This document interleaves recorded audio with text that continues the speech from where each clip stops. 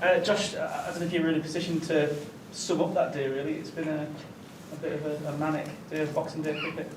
Yeah, it's been an amazing day of Test match cricket on Boxing Day. Obviously coming to the ground here this morning and winning the toss and putting the Aussies into bat and obviously bowling them out for 150 odd. I thought we did an amazing job as a bowling unit. And obviously they've bowled well as well. It's obviously a pitch which is doing quite a bit. But yeah, we've got to come back tomorrow and do the same again what we did the first innings.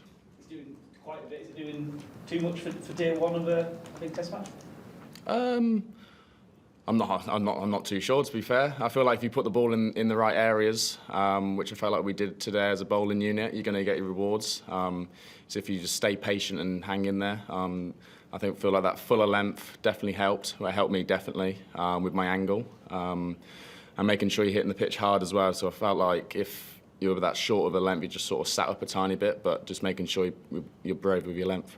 You started the series watching on from the sides, and you've sit there today having taken an Ashes 5 in front of a record crowd. It was nearly 94,500. No one's ever taken a 5 in front of that many people for England. So how does it feel?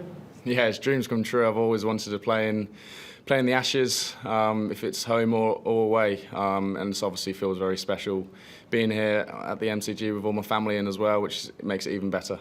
Just from a batting point of view, there is a frustration presumably when you get the job done and 30 overs later you're strapping them back on and going in again. Oh, I don't mind. It's how we play our cricket. We play a very positive branded cricket. We try and put pressure on the opposition and take it back to them. Obviously didn't work as well today, but we're going to come back again. We'll go to George on our left. Go ahead, George. How did that compare as a wicket compared to some of those you bowled on in Test cricket? I feel like the India wicket at the Oval last year was probably a bit similar. The ball was always doing something if you put it in the right areas for long periods of time. And there's a few wickets out in the county champ as well, which have a bit of grass on it, and they leave a bit of grass on it as well to obviously keep the pace in the wicket as well. So yeah, it was pretty similar, I'd say. And just, I don't know if you've had the chance to reflect yet on your own career. Obviously, there was a long period out with injury. Days like this must make it all worthwhile. Yeah, 100%. I feel like the hard work that I put in, investing in my body and making sure I'm in a good place physically. I've sort of got to give myself a bit of credit, and obviously these sort of moments hopefully come more. We'll go to Dan on our right. 2 rows up. Go ahead, Dan. Yes, Josh, you seem to have the will of Steve Smith. Did you feel that way, and what would you put that down to? No, he's obviously an amazing player. I've obviously grown up watching him, and obviously getting him out is a very special feeling. But yeah, to me, it's just another batter that I want to try and get out. It doesn't really matter who he is. My main goal is to get the batter out the other end. So yeah, it's obviously a nice feeling, but yeah. Yep, 2 at the front here. Go ahead in the middle. Josh, was there a message to go harder at the innings break, given how some of them, particularly Harry Brook, did go in that second innings?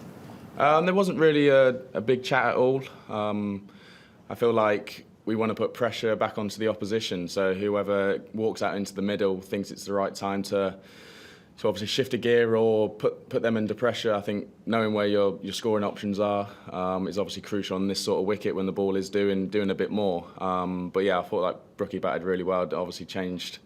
The runs that he got were obviously crucial in obviously a small first innings total. Yeah, go ahead. So a couple of the balls you got wickets with, the ball you bowled Smith with were like real pearlers.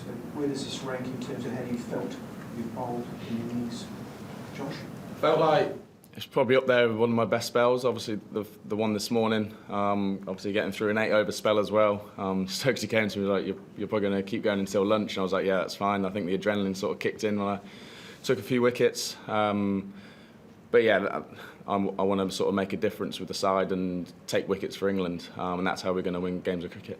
How did it feel to get Smith's wicket bowling, especially?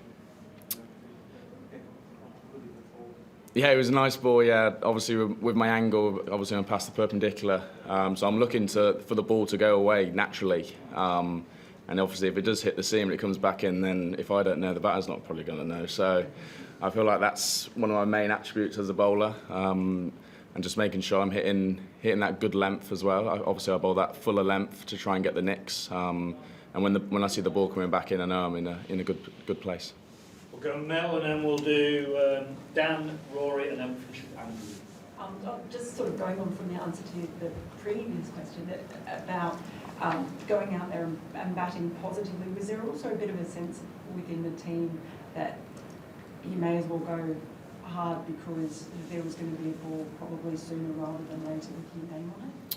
Yeah, I think feeling like how we bowled today, obviously bowling them out for 150, I thought if we got a big over from runs, just try and get that total, the lead a bit shorter, gives obviously us a better chance when we come to bowl again. So I feel like how we approached it was a positive way, and like I said, putting pressure back onto the opposition, which we always try and do at the right times. And I feel like if we just come back tomorrow, bowl how we did earlier today, I feel like we'll be in a good position.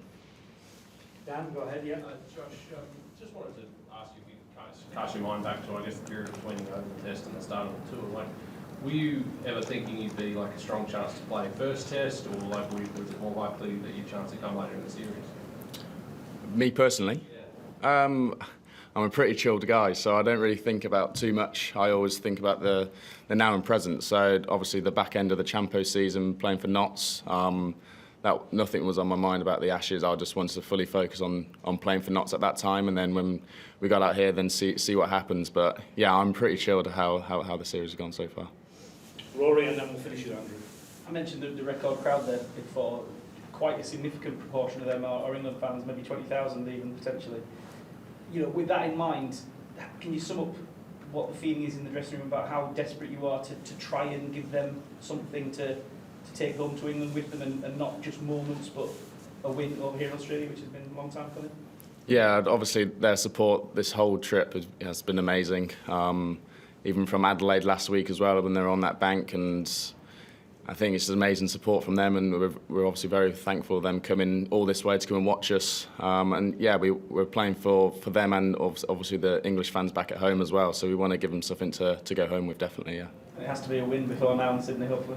100%, yeah, that's what we try and do. We try and win every game of cricket, and we just see where we end up tomorrow. And last one, Andrew. Josh, you bowled in the first session, you batted in the last session, right after the last few minutes. How did you see the pitch changing during the day, and whether it got easier or more difficult to bat? I wouldn't say it got easier or whatever. I think there was still obviously a good ball in it as well. So like I said, I think like if you put the ball in the right areas for a long period of time, you're going to get rewards. So I didn't think the pitch changed much at all.